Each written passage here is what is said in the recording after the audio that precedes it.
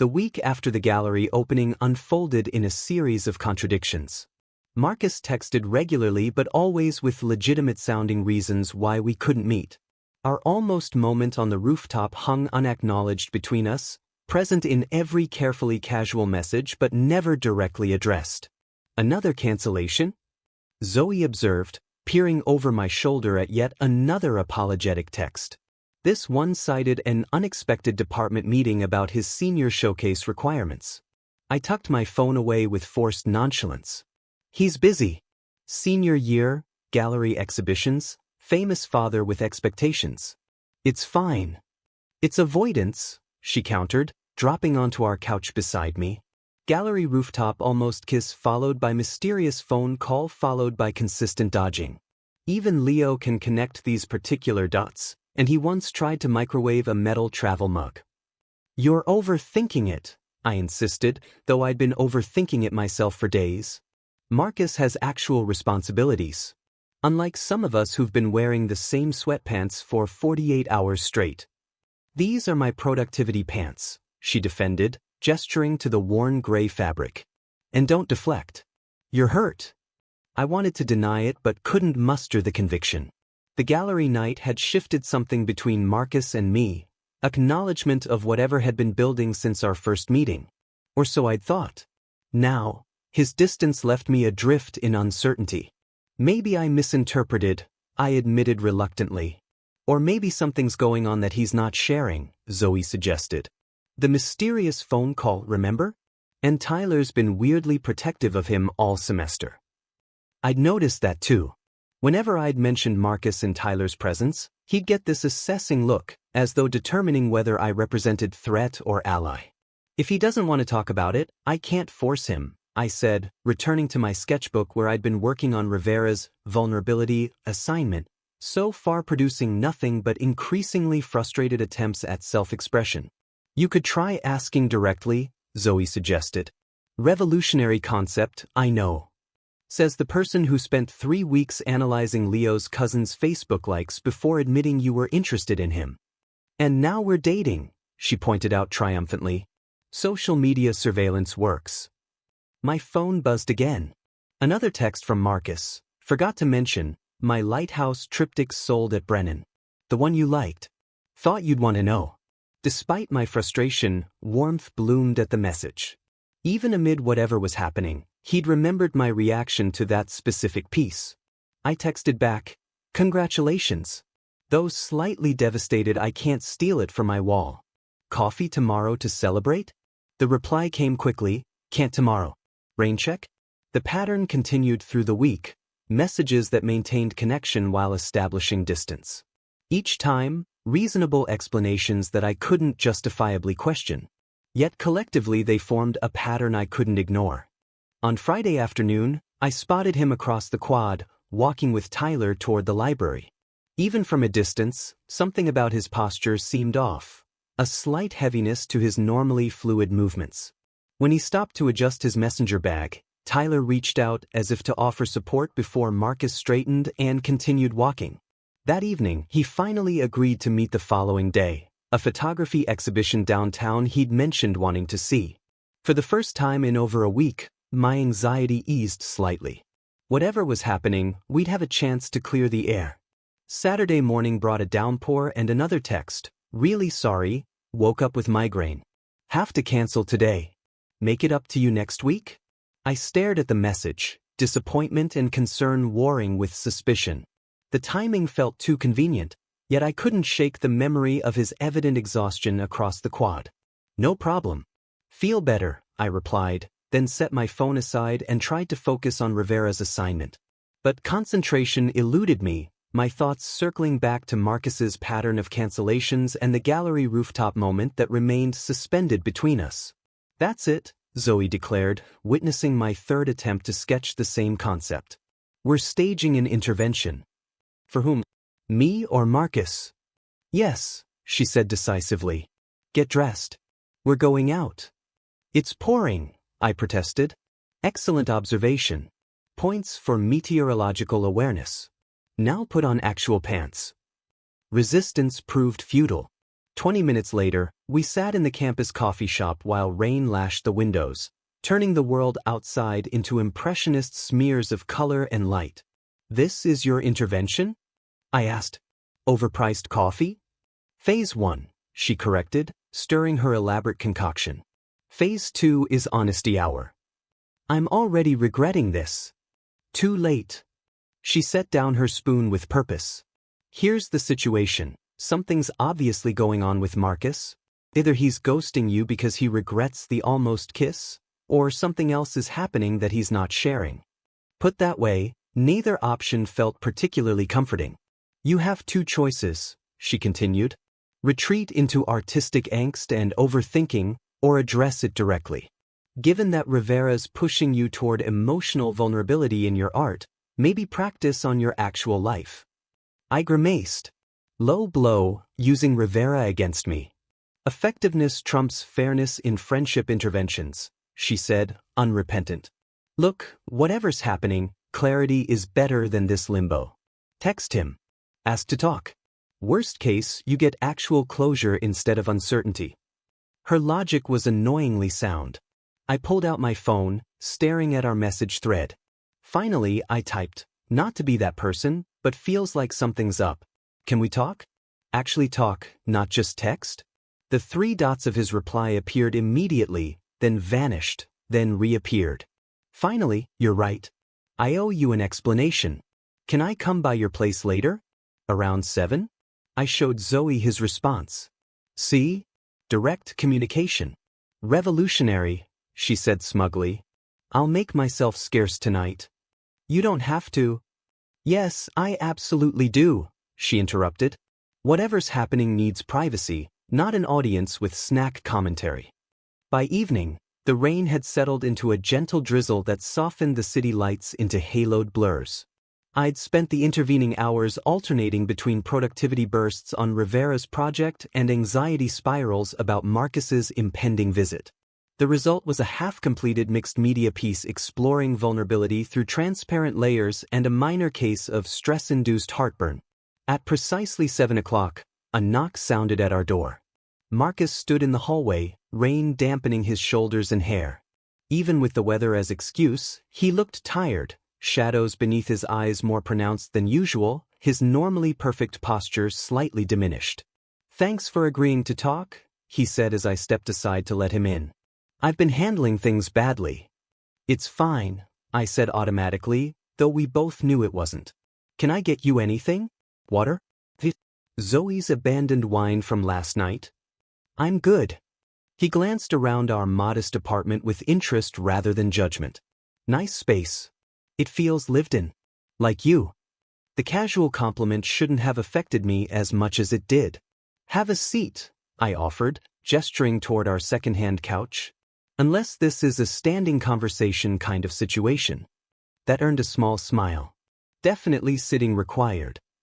We settled onto opposite ends of the couch, the careful distance between us physical manifestation of the emotional space that had opened since the gallery night. "So," I began, when it became clear he was struggling with where to start. "What's going on?" Marcus sighed, running a hand through his damp hair. "I've been avoiding you," he admitted. "Not because I wanted to, but because I needed to figure some things out." "About what happened on the roof," I guessed. "Partly," he acknowledged. "But it's more complicated than that." "I didn't mean to make things weird," I offered, falling back on self-deprecation as defense. "Heat of the moment, like I said." "That's just it," Marcus said, frustration edging his voice. "It wasn't just heat of the moment for me. And I don't think it was for you either." The direct acknowledgement made my heart stutter. "Then why the vanishing act?" "Because I shouldn't have let it get that far," he said, his expression troubled. "There are deep complications in my life that I haven't been transparent about." "Like what?" I pressed when he didn't elaborate. "It's not something I talk about," he said, tension evident in his shoulders. "With anyone really. Tyler knows because he's been around through it, but otherwise." "Through what, Marcus?" I interrupted, my patience fraying. "You keep alluding to something without actually saying anything." He stood abruptly, pacing the small space between our couch and coffee table. This is exactly why I don't talk about it. Once it's out there, it changes how people see me, what they expect. You're not giving me much credit, I said, hurt creeping into my voice. It's not about you, he insisted. It's about me not wanting to be defined by. He stopped himself, taking a deep breath. I should go. This was a mistake. Seriously? I rose to face him. You came here to talk, and now you're leaving without actually saying anything meaningful?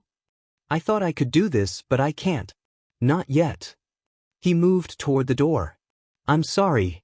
For what exactly? I demanded, frustration overriding the caution that normally governed my emotional responses. For almost kissing me? For avoiding me afterward? For showing up here and then leaving without explaining anything? For all of it, he said, his composed facade cracking slightly. You deserve better than half-truths. Then give me whole ones, I countered. His phone buzzed before he could respond. He checked it, something like resignation crossing his features. I have to take this. Of course you do, I muttered. He stepped into the hallway for privacy, leaving me standing alone in our living room, frustration and confusion churning in equal measure. Through the partially open door, I caught fragments of his conversation, something about medication timing and follow-up appointments. When he returned, his expression had closed again, the brief vulnerability replaced by careful composure. I really do need to go. I'm sorry, Eliot. For everything. Wait, I said as he reached for the door handle. Whatever's going on, is it something I did? Something I can help with? The question seemed to catch him off guard. No, he said, his voice softening. It's nothing you did. And it's not something anyone can really help with. It just is what it is. Before I could respond, he was gone, leaving me with more questions than answers and the hollow ache of incomplete connection. Zoe found me still on the couch an hour later, staring at my unfinished vulnerability project with unfocused eyes.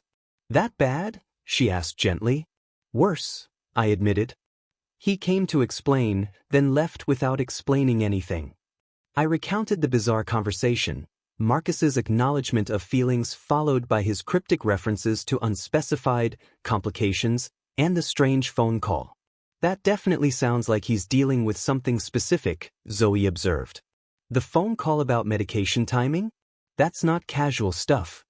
Whatever it is, he clearly doesn't trust me enough to share it, I said, unable to keep the hurt from my voice. Or maybe he's afraid of how you'll react, she suggested. Some things are hard to talk about, even with people you care about. Especially with people you care about.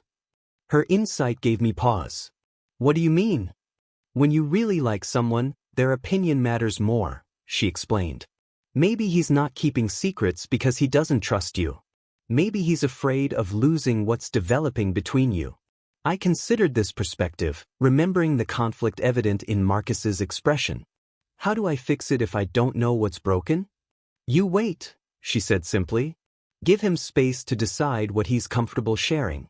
In the meantime, stop assuming the worst. Her advice was sound, but patience had never been my strong suit, particularly where emotional uncertainty was involved.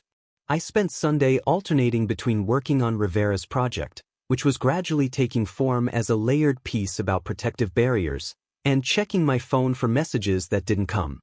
Monday morning, I spotted Marcus outside the arts building, deep in conversation with Tyler. Even from a distance, I could see the strain in his posture, the unusual pallor of his skin. When Tyler gripped his shoulder in what appeared to be reassurance rather than casual greeting, my concern deepened. I approached cautiously, unsure of my welcome after our unresolved Saturday conversation. Marcus noticed me first, straightening slightly as I neared. Eliot, he acknowledged, his tone carefully neutral. Hey, I replied, equally careful. Just wanted to check if you're feeling better. After the migraine. Much better, thanks, he said, though the shadows under his eyes suggested otherwise. Tyler gave me an assessing look, then said to Marcus, we should head in. Professor Chen wants to review your portfolio selections before class. I'll catch up, Marcus told him. After Tyler reluctantly left, he turned back to me. About Saturday. It's fine, I interrupted, not wanting another incomplete conversation. You don't owe me explanations. Yes, I do, he insisted. Just, not here, not now. Can we meet later? My studio time ends at 4. Hope flickered despite my better judgment. Sure. Where? The photography building basement? Darkroom 3. I nodded, trying not to read too much into his choice of a private, familiar space. I'll be there. Classes dragged that day, my mind repeatedly drifting to what Marcus might or might not reveal later. By 3:30, I could no longer focus on my color theory lecture and left early, making my way toward the photography building. As I approached Darkroom 3, I noticed the in-use light was still illuminated. Rather than interrupt, I decided to wait in the adjacent equipment room where students stored materials. The door was ajar, the space dimly lit and apparently unoccupied. I stepped inside, meaning to leave my bag before texting Marcus that I'd arrived early. As I set down my belongings, I noticed an open messenger bag on the equipment table, clearly Marcus's, with its distinctive leather strap and silver camera pin. Beside it sat an orange prescription bottle, cap off, with several pills scattered nearby as if hurriedly dispensed. I didn't mean to look closely, but the pharmacist's label was clearly visible. The medication name meant nothing to me, but the instructions were explicit. Take as directed for management of chronic autoimmune symptoms. May cause fatigue, dizziness, increased sensitivity to light. The pieces suddenly aligned, the unexplained absences, physical exhaustion, mysterious phone calls, Tyler's protectiveness, even Marcus's preference for the darkroom's dim lighting. Whatever autoimmune condition he was managing, it explained so much of his recent behavior. I stepped back, feeling like an intruder in a private moment. But my movement caused a tripod to shift, metal legs scraping loudly against the floor. Hello. Marcus's voice called from the darkroom. Who's there? I froze, caught between honesty and embarrassment. Before I could decide how to respond, the darkroom door opened, spilling amber safety light into the equipment room. Marcus stood in the doorway, expression shifting from inquiry to alarm as he registered both my presence and the open medication bottle near his bag. Eliot, he said, voice carefully controlled. You're early. I'm sorry, I said immediately. I was just waiting, I didn't mean to. But you saw, he stated flatly, gaze moving to the prescription bottle. And now you know. I don't know anything, I countered gently, except that you've been dealing with something you didn't want to share. He moved to the table, recapping the medication and returning it to his bag with precise movements. This is exactly what I was trying to avoid. What? Me finding out you're human with actual health concerns? I asked, confusion overriding caution. Being seen as something to fix or pity, he said sharply, having every action or achievement questioned through the lens of limitation. His defensive reaction caught me off guard. Is that what you think I'd do?